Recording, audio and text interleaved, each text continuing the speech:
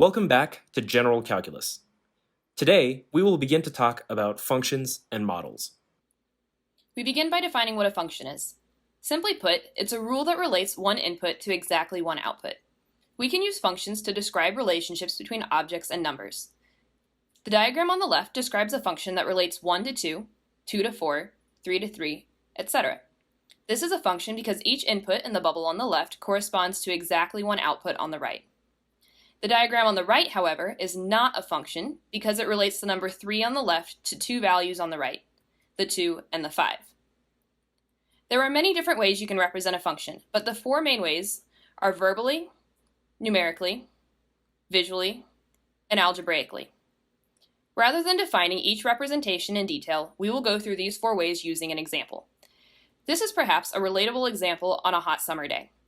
You want to have some popsicles, but you're concerned about counting calories this summer. So you're wondering how many calories there are in a popsicle. Verbally, you can say that every popsicle contains 50 calories. This statement is a function describing the relationship between the number of popsicles and the number of calories you consume. Therefore, if you eat one popsicle, you have consumed 50 calories. And if you eat two popsicles, you've had 100 calories. And if you have three popsicles, you've had 150 calories. And so on and so forth. We can collect this information in a table, which gives us another way to represent this function, numerically. We can fill out this table with the number of popsicles and the corresponding number of calories, all based on the relationship that each popsicle contains 50 calories. Well, first, we know that 0 popsicles would be 0 calories. I mean, of course, right? Like, it would be totally unfair if we were consuming calories without consuming any popsicles. And next, we know that if we eat one popsicle, that means we've consumed 50 calories. Now, 2 popsicles means we take 2 times 50 to get the number of calories. So 2 popsicles contain 100 calories. And similarly, for 3 popsicles, we take 3 times 50 to get the number of calories, which is going to be 150. We repeat this process for however many popsicles you want to eat. We can also take this information and use it to represent our function visually with a graph. We can put this information into coordinate pairs, x, y, listing first our input, x, or number of popsicles, followed by our output, y, or number of calories, and plot a graph where the number of popsicles is along the x, or horizontal axis, and the number of calories is along the y, or vertical axis. These coordinates form the graph of our function and let us visualize the relationship. To plot these, we start by putting the 0, 0 at the origin. And then, for example, to plot 150, we would move 1 unit to the right to reflect eating one popsicle, and 50 units up to reflect eating the corresponding 50 calories, and plot a point there. Do the same for 2 100, 3 150, etc., and connect the dots to show the graph. One thing about working with a graph is that it's easy to check if we have a function using what's called the vertical line test.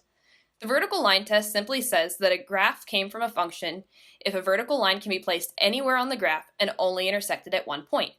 This corresponds to the idea that for each input x, there must be only one output y. Our popsicle relationship passes the vertical line test because no matter where we put a vertical line, it only hits the graph once. This graph of a different relationship, on the other hand, does not correspond to a function because it does not pass the vertical line test. Finally, we can represent a function algebraically, or in other words, using mathematical symbols and formulas. The same function relating the number of popsicles to the number of calories can be written like this. F of x is equal to 50x. Now, you might be unfamiliar with this notation, so let's walk through it. This f represents the function, and the x here is the input, in this case, the number of popsicles. And the 50x that comes after the equal sign, well, this is the output, which in our case is the number of calories consumed. So this algebraic representation is telling us that if we feed x popsicles into the function, we get 50x calories as the output. Well, now let's check that this algebraic representation works. We said that every popsicle contains 50 calories. So let's first try to substitute x is equal to 1 into this function. So in this case, f of 1 is equal to 50 times 1, which is equal to 50. So one popsicle makes you 50 calories fatter, like we said. How about 2 popsicles? Substituting x is equal to 2, we get f of 2 is 50 times 2, which is 100.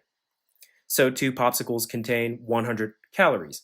And once again, this is consistent with the previous representations, as it should be.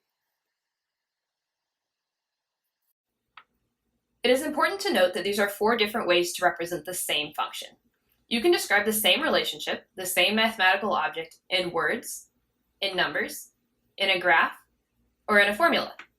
Throughout this video series, we will often switch from one representation to another for a given function, but it is very important to note that we are still looking at the same thing, just in a different way. If you are not used to this, we suggest you watch our recitation video going through some basic examples of functions and the 4 ways to represent them.